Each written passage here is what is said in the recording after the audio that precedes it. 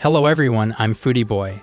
Today I'd like to introduce you to a high-end sushi restaurant that's been very popular with everyone. The other day, the 2022 Tabelog Gold Award, nominated as Best Restaurants in Japan, was announced, and 31 restaurants nationwide have won the award. Sushi Namba is one of them. I heard that Torisaki, Nairom, Yamamoto, and Yanagiya, which I introduced before, are also selected. It was also very difficult to make a reservation, so I honestly gave up on going because I thought it would be impossible to make a new reservation, but I was lucky enough to make a reservation this time. It seems that new reservations can be made if you do your best. I thought that no matter what plans I had, I should throw everything away and go here. Is it worth it? How delicious is it actually? If you are interested, please watch the video until the end.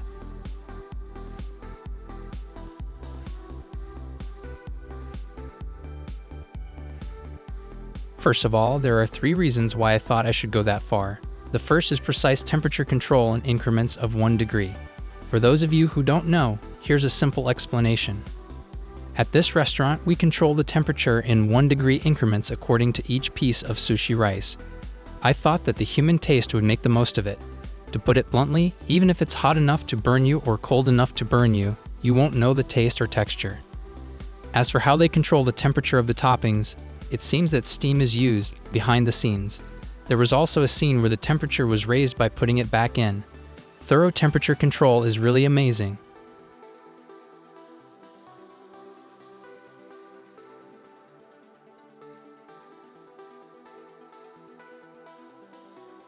The second is a well thought out balance. Actually, I thought it was amazing not only the temperature control, but also the technique to achieve the balance. I will explain in detail later along with all the menus I ate that day. The third reason is that the best ingredients are gathered. For example, for the bonito this time, Namba was able to purchase the best of the 50 that were purchased by an intermediate wholesaler, and the tuna is also of the highest quality from the famous Yamayuki. It seems that you can buy things at Namba, what kind of menu actually came out and specifically how delicious it was. I will introduce you to all the menus that I ate that day.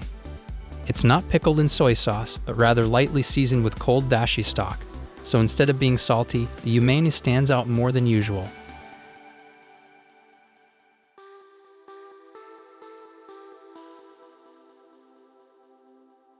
Next is soft simmered octopus. It seems that this is cooked only with water and sake. It has a soft and fluffy texture, and the elegant aroma of the octopus wafts through the fibers as it melts.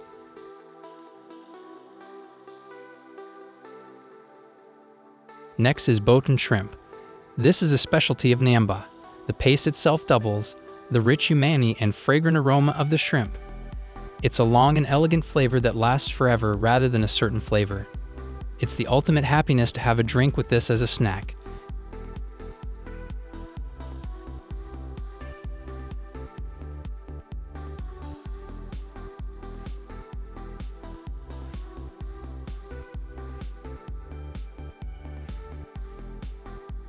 Next is simmered kinki. It has a sweet taste, and it's definitely boiled. The taste is exquisitely mixed with the dashi stock. The dashi stock has a refined sweetness and umami, so you can drink it.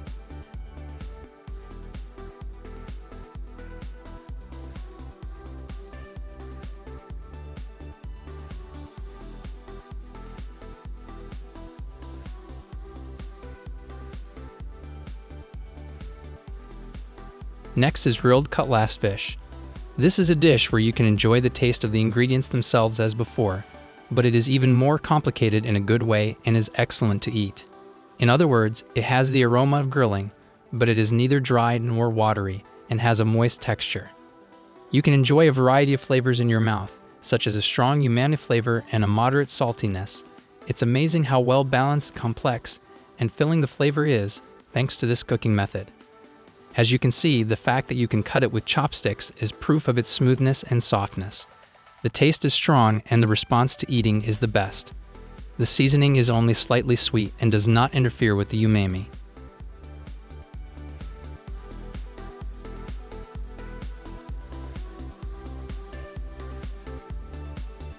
Next is the sardine rolls.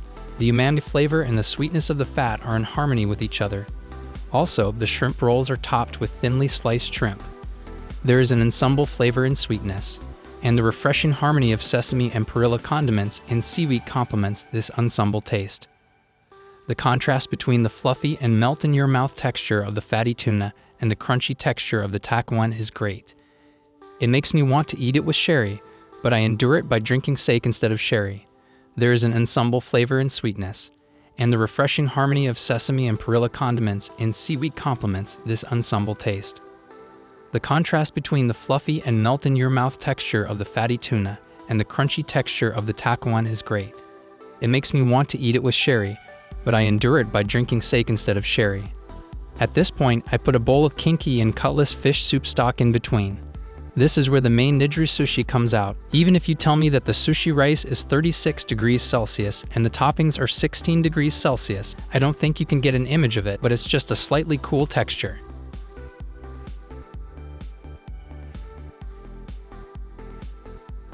The surface of the fish is chilled for a moment, and then it melts in your mouth at room temperature.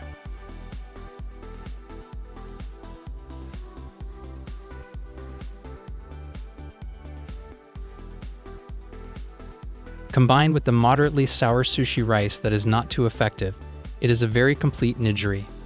Also, I mentioned earlier that Namba adjusts the size of the sushi rice in consideration of the balance with the toppings, but I was surprised that the squid is easy to understand because the sushi rice is small, and they change it quite boldly.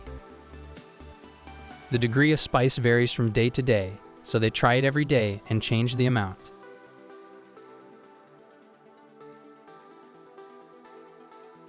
Next, the flounder temperature is the same as the squid. This one uses squid that has been left to rest for 3 days. It seems that the texture is softer, so it is cut abound. Also, the flounder-like umami is very refined, and the more you eat, the more it is equally distributed. It seems to be still at the same temperature as the flounder.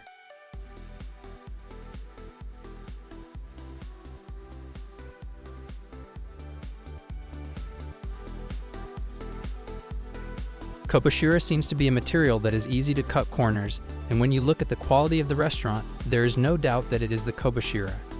I am not ashamed of his words, but the small bones of Namba have no odor at all, and the original sweetness of the shellfish is the best.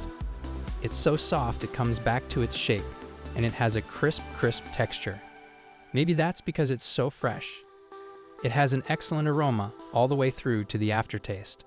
Certainly, I may have had a rude preconception that I would leave the pillars behind, but that stereotype was overturned, and it was the best story without any compromises.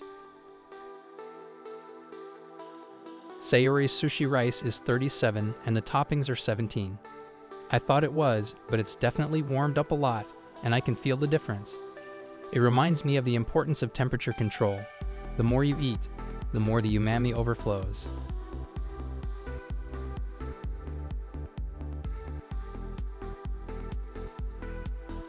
It's an irresistible feeling that the umami of an elegant bluefish meets the crispy crispness and warmth of the sushi rice. Next up is the sori. It seems that the pink color of the sori will turn brown just by letting it sit for just 10 minutes. So it seems that there is a commitment to handling it just before serving it. As you can see, it's shining beautifully. Is this a sign of its freshness? The meat is fatty, so the rich flavor spreads and lingers in your mouth for a while. The ginger on top doesn't interfere with the flavor of the sori, and it's just a little bit of an accent, which is also a good balance. Skipjack tuna, which should have sailed north to the Pacific Ocean on the coast of the Sea of Japan, became a migratory fish when it became a migratory fish. It is characterized by its firm texture, rich aroma, and high-quality fat. You'll be surprised that it doesn't have a sharp acidity at all. Is the best. By the way, the skin is lightly toasted so that it doesn't smell.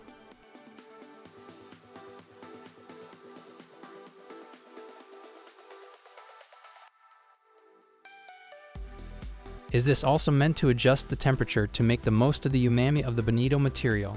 It's fluffy and soft, so it mixes well with the fluffy sushi rice.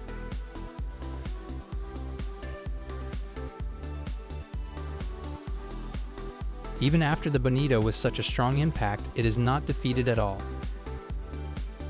Next is nisawara, which has a rich texture, but the moment you start eating this, there is a lot of fat on it. The umami will make your brain bug.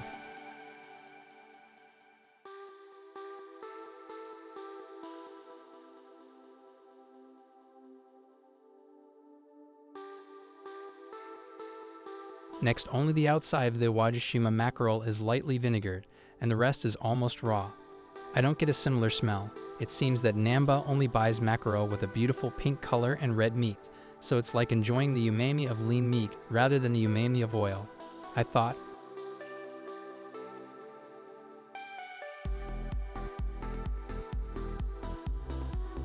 But this is certainly better than mackerel with excessive fat, and you can feel the original taste of mackerel. This is where the tuna finally comes out. First of all, the red meat is lightly pickled. We use tuna caught in Toa, Hokkaido. The surface is soggy.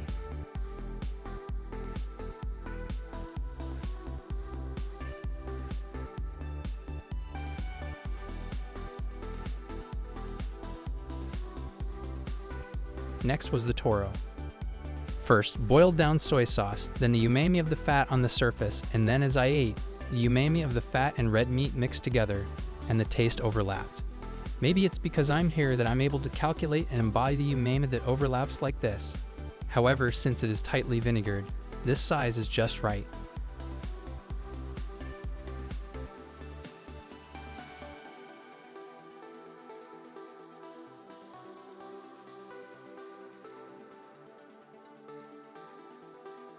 The elegant and just the right amount of sourness will set your taste buds in check.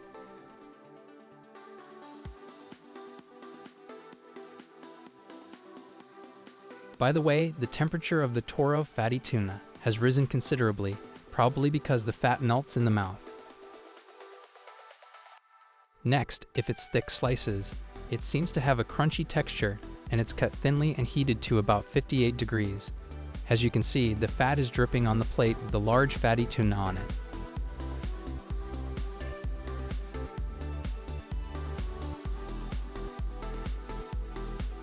It's the best. Next is sea urchin from Makeshi. It feels like you are drinking a sweet and rich juice that melts smoothly in your mouth. The fragrant and crispy nori seaweed is also excellent. After the strong taste of umami juice and the scent of seaweed, the soreness of the sushi rice gently passes through your nose. Eggs, fluffy conger eels, crunchy campio, sweetened sardines, vinegared rice, and parsley.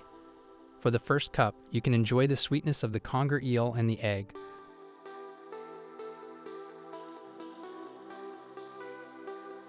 While for the second cup, cucumber, sesame, and seaweed add a refreshing flavor. It is caramelized on top. It has a texture like a plump pudding with an elegant sweetness and a strong aroma of shrimp. There are 13 8-course nijuru sushi, 13 bowls, omelette shirashi, and balls for a total of 24 dishes.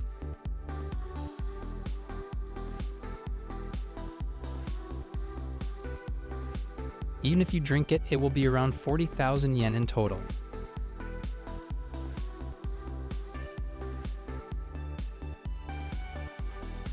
Considering that, I think it's worth more than the price. Also, there may be people who think that this guy is worth it even if it's expensive. But even if you think about it calmly, the average dish is about 1,500 yen per dish. Am I the only one who suddenly feels like it's a ridiculously good deal?